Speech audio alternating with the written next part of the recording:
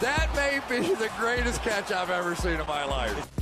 Okay, we are going to go through and we are going to dive into some of these wide receiver rankings. I'm sorry, I know y'all are tired of hearing rookies. There will be some rookies included in this video, but we are going to be comparing all wide receivers 23 years old or younger, and we are going to be ranking. I wanted to do our top 10. I made the list, and I was like, well, you know what? Wide receiver 10, 11, 12, 13. They're all right there. I think you could almost rank them in any way possible. So we're going to throw 13 on this list. But of course, before we get into it, please go down there, drop a like on this video, subscribe to the channel if you have not done so already. And let's just jump right in. Wide receiver 13, we're going to go Jameson Williams. With Jameson Williams, this is a wide receiver that can potentially be one of the best deep threat weapons in the NFL in the coming years. We know that that is incredibly, and I repeat, incredibly valuable for NFL franchises because how it makes defensive coordinators adjust and how it makes them keep two safeties back, and it allows for a more efficient running game. It allows for slot wide receivers like Amon-Ra St. Brown to have more space underneath, while all at the same time, Jameson Williams himself, he doesn't need to be commanding a ton of volume. He doesn't need to be going out there and getting 25% of the team's target share to be effective in real life. Now, what that's going to hurt is his fantasy football hit rate, because he can still hit at the NFL level without actually producing fantasy football value, if that makes sense. We've talked about this all offseason. We've talked about this forever. This is why you get Henry Ruggs as the first receiver in 2020. This is why you get Jalen Waddle going over Devontae Smith last season. This is why you get a player like Marquez Valdes-Scantling getting paid way more to go to Kansas City than Juju Smith-Schuster does. Defenses need to adjust to that speed. Speed kills at the NFL level. Jameson Williams, if I had to rank him as like a real life NFL receiver, he's better than Elijah Moore. He's better than Rashad Bateman. He's better than some of the other wide receivers on this list. I'm worried about the situation in Detroit, and I'm worried about his role as well. And if they decide to use him as almost an exclusive deep threat, not saying it's a guarantee. If they use him at every level, oh my God, Jameson Williams could be a massive hit. That's why we are going to have him on this list.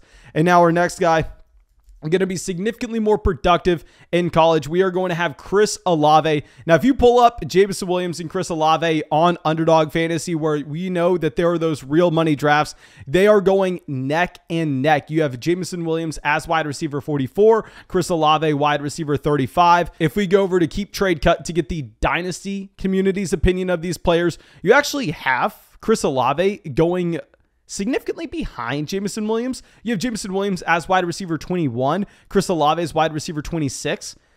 I personally don't agree with that. I'm going to have Olave a little bit higher. I think I'm more in line with the redraft community on this one in expectations for these players, and I shouldn't see why Jameson Williams would be ranked much higher in Dynasty than he would be in redraft. It's not like the Detroit Lions situation is going to be much better than what you have with the New Orleans Saints 3 years from now. And of course, real quick, if you have not gone and signed up for Underdog Fantasy, make sure you do so. Go sign up for Underdog Fantasy with promo code FLOCK. Get into drafts with me on the live stream. Get into drafts with your friends. Get into drafts in a public lobby.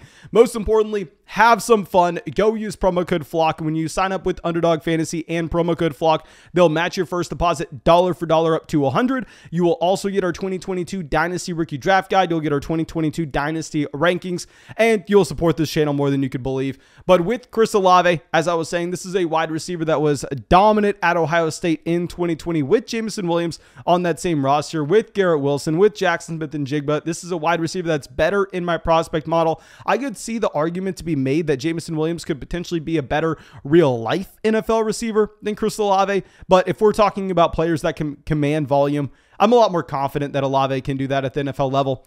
Now, going over to our next receiver, we are going to have Elijah Moore, wide receiver 11. Now, with Elijah Moore, I almost want to have him lower than this. And I have to give a shout out to Hurricane Lane because, you know, I try to read every single comment on these videos. I don't know if y'all noticed, but I probably reply to over 100 comments every single day. And he came out and left a comment about a week ago saying, do people not realize with Wan'Dale Robinson that he's the exact same size of Elijah Moore? And I was like, oh, no, that's not true. I mean, oh, my God.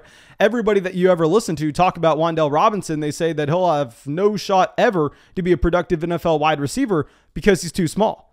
And then let me go through and pull this up real quick so I can be 100% accurate with these numbers. But with Elijah Moore, this is a wide receiver that is standing in at 5'9", 178 pounds. Compared to Robinson, 5'8", 178 pounds.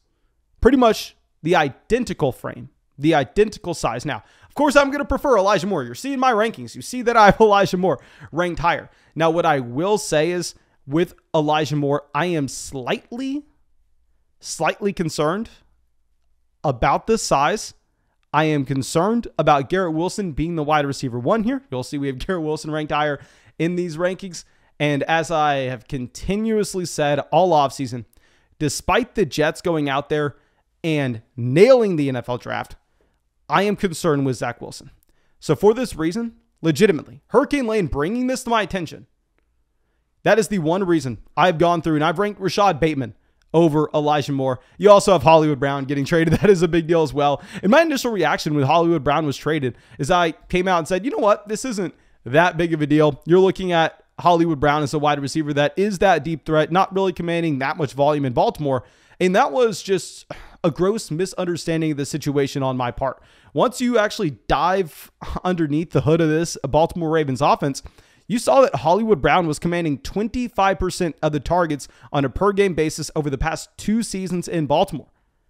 Now in college, that number is not that impressive, but in the NFL, that is ridiculous. So with Hollywood Brown leaving Baltimore, I'm concerned that this overall passing attack does take a step back, but Bateman does have a profile that is arguably more impressive than Elijah Moore coming into the NFL, arguably right there with Chris Olave, Jameson Williams. You can also say maybe the disappointing rookie season was based on the groin injury that he had coming in.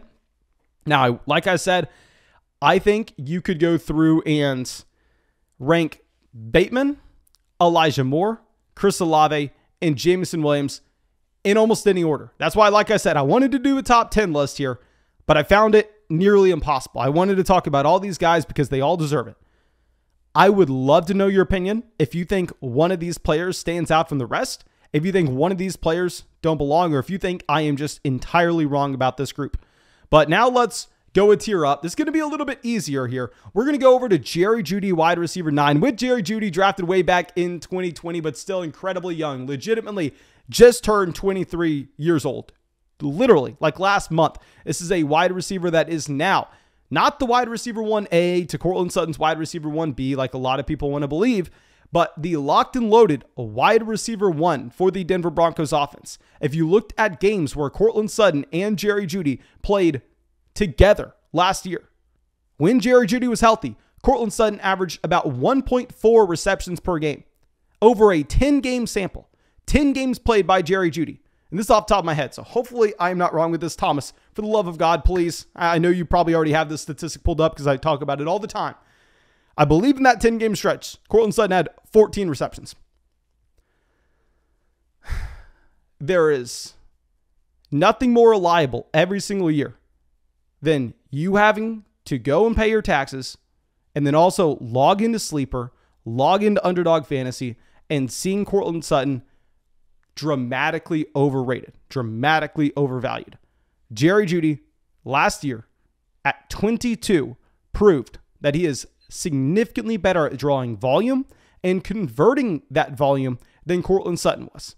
And I understand a lot of people are going to come out and say, oh my God, does this guy not know that they had Teddy Bridgewater? Now they have Russell Wilson. Yeah, I do know that. That's why I have Jerry Jeudy so damn high, because I'm excited about this offense and I'm excited that the entire offense will be more productive and more efficient with Russell Wilson coming over to Denver. And the number one receiver on this team is going to see the greatest benefit of that. A great prospect coming out. Now, if you go to our wide receiver model, Jerry Jeudy's a little deceiving in there because, of course, if you go through, you pull up his breakout age, you pull up his Dominator, his final season there, it's not that impressive at all. But this is why our wide receiver model is, I want to say, the best you're going to find, because our assessment of the players he was playing with in college in Henry Ruggs, in Jalen Waddle, in Devontae Smith. Make Jerry Jeudy a great prospect coming out of Alabama. He dominated over Cortland Sutton, over Tim Patrick last year. He should be playing in one of the better offenses in the NFL. I'm excited about Jerry Jeudy this upcoming season. And now let's move over to our next wide receiver. Our wide receiver 8 here is going to be Treylon Burks. With Treylon Burks going to a great situation with the Tennessee Titans. Treylon Burks checks a lot of the boxes that we are looking for. Breaks out as a sophomore. Displays dominance in the SEC. His final season at Arkansas. Declares early. Has the size. Now, he's not an elite level athlete like a lot of people thought he was going to be, but I don't really care too much about athleticism. With these rookies, I don't want to talk about them too much. Y'all have already heard me go through and talk about Treylon Burks forever. I understand that some people will have Treylon Burks higher on this list. And what I will say is with Treylon Burks, if you pull up our 2022 rankings, you will see I have Treylon Burks for redraft leagues. If you're going to go get in a league on Underdog, I have Treylon Burks ranked as the wide receiver 1 in this class because I am not going to be surprised if he comes in with an injured Robert Woods and an offense that has Tannehill at quarterback compared to Marcus Mariota and Zach Wilson. Yes, Tannehill's better than Zach Wilson, at least for this upcoming season. I would not be surprised if Treylon Burks is able to go out there and he's able to outscore every rookie wide receiver in this class.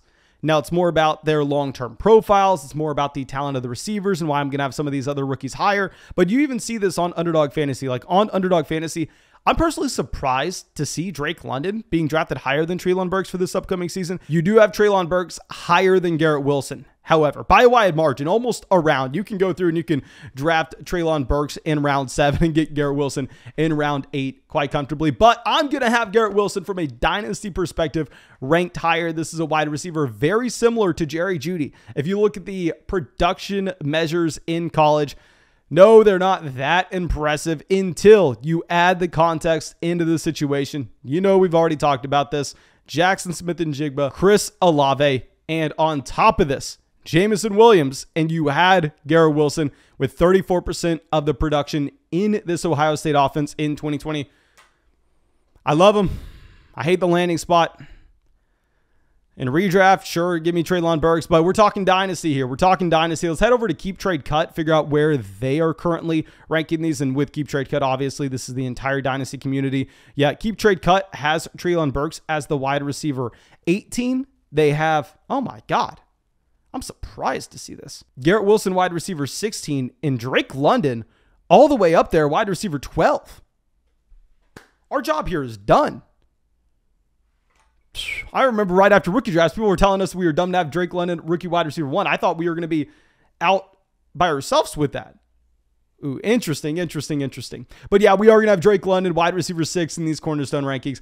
Love me some Drake London, a wide receiver that checked every single box, a wide receiver that almost maybe the opposite of Jameson Williams. I think based on his production profile coming out of USC, I think he could be dominant in the fantasy football landscape without necessarily changing the overall offense of the Atlanta Falcons that much. Now, of course, I'm projecting that Drake London will be effective at increasing the efficiency of the Atlanta Falcons offense, being able to pick up more first downs, being able to convert more red zone opportunities and red zone trips to touchdowns based on his large frame. I love me some Drake London, but what I love about Drake London is he's not winning by stretching the NFL defense. He is winning by getting targeted and coming down with the ball. Very similar to Mike Evans. If Drake London hits from an NFL perspective, he hits from a fantasy perspective. There's no reason to assume that that's not going to be the case. We've already talked about him all offseason. Love him. Hate the situation. I don't think Mariota are the long-term options in Atlanta. I think you're probably going to get a different quarterback coming in, but it is what it is. I'm betting on talent. This is very similar on betting with A.J. Brown back in 2019. Now going over to our next wide receiver, we are going to have our wide receiver 5 in Jalen Waddle.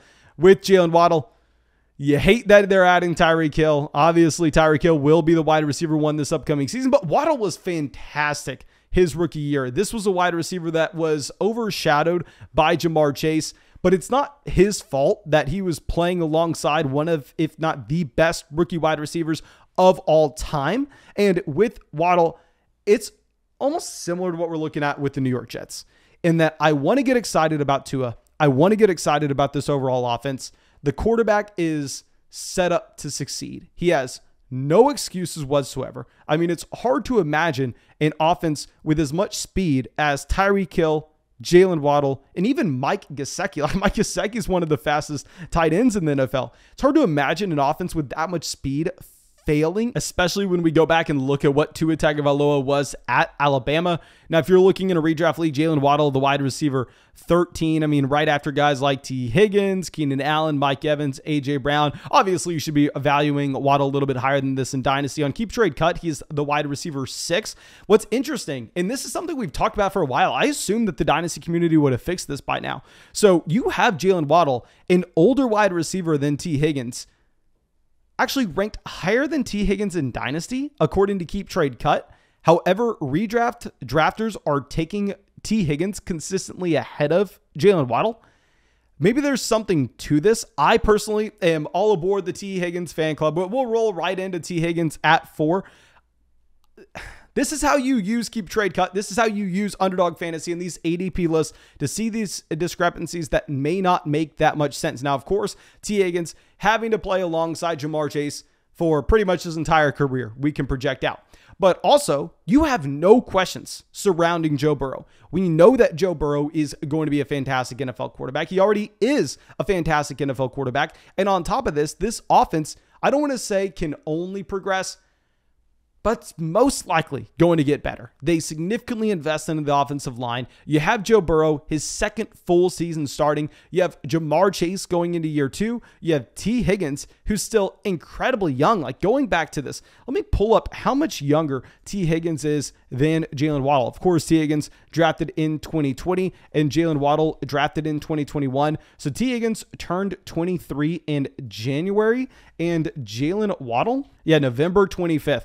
So you are getting an extra 3 months with Higgins. Now, of course, I'm not saying that you need to value Meyer in Dynasty, but the point is there's no reason to assume that Jalen Waddle is going to continue to progress as a talent, and T. Higgins is not, when Higgins is the younger receiver playing with the better quarterback for the long term. I don't see why the Dynasty community has Waddle over T. Higgins other than maybe the presence of Ja'Marr Chase.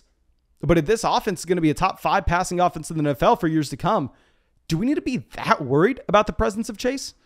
And now our next wide receiver is going to be CeeDee Lamb, a wide receiver 3. Keep Trade Cut has CeeDee Lamb ahead of Cooper Kupp, ahead of A.J. Brown. Oh my God, A.J. Brown needs to fall in these rankings. But I love CeeDee Lamb if we're talking about a cornerstone asset. Another player that is surprisingly young. I mean, with CeeDee Lamb, he was drafted back in 2020. He is another option that is even younger than T. Higgins. CeeDee Lamb is like 7 months younger, 6 months younger than Jalen Waddle. You should continue to expect improvement from Lamb, a wide receiver that I have actually gotten to see play in person. Oh my God. He is dynamic. He is the wide receiver 1 unquestioned, with Amari Cooper leaving Dallas in what last season was the best offense in the NFL. Now, not expecting the Dallas Cowboys to be the best offense in the NFL again, but they should be a top 5, at least borderline top 5 NFL offense. And if Waddle's going to be able to take that elite jump, it should be going into his age 23 season, as well as the season that Amari Cooper is leaving. There's so many things lining up for Waddle here. I think you can be very excited. Now, our top 2 wide receivers, we got Justin Jefferson at 2. Yes, I was the idiot. Remember, everybody, I want to allow you to know how stupid I am if you were not watching the channel last offseason. Last offseason, I told people in their rookie drafts to take Ja'Marr Chase and trade him for CeeDee Lamb. I told people to trade Ja'Marr Chase for CeeDee Lamb. And even after Ja'Marr Chase had his elite level breakout halfway through the year, I went, yeah, Ja'Marr Chase looks great and everything. He just posted 200 receiving yards. Give me Justin Jefferson over him in Dynasty. I'll still take Justin Jefferson. Well, I'm finally having to throw in the white flag. I mean, we surrendered a long time ago. We surrendered at the end of last year. Justin Jefferson's no longer the wide receiver 1 in Dynasty. He is the wide receiver 2. I technically do have Justin Jefferson as our wide receiver 2 in redraft ahead of Ja'Marr Chase. I think that it's almost useless in arguing between the 2 wide receivers. The reason I'm going to prefer Ja'Marr Chase over Justin Jefferson is, with Ja'Marr Chase, very similar to what we were speaking on with T. Higgins, you just have so much security when you are attached to Joe Burrow for the long term. With Justin Jefferson, yes, you can argue that he has less target competition, only going up against Adam Thielen, aging, yada, yada, yada. But Kirk Cousins locked into Minnesota, I don't want to say lowers the ceiling of Justin. Obviously, Justin Jefferson has wide receiver 1 overall ceiling. We've already seen that demonstrated. I just like the younger wide receiver attached to Joe Burrow, even if they have more target competition. Let me know if I'm wrong, but I think you do have Jamar Chase wide receiver 1, Justin Jefferson wide receiver 2. I think it's honestly probably just a useless conversation to even debate. But of course, thank you so much for being a part of the Flock supporting the channel. Really hope you enjoyed this video. Really hope you got something from it. If you have not done so already, go down there, drop a like, leave a comment, let me know I'm stupid. I truly do appreciate you, and I really do hope you have a great day.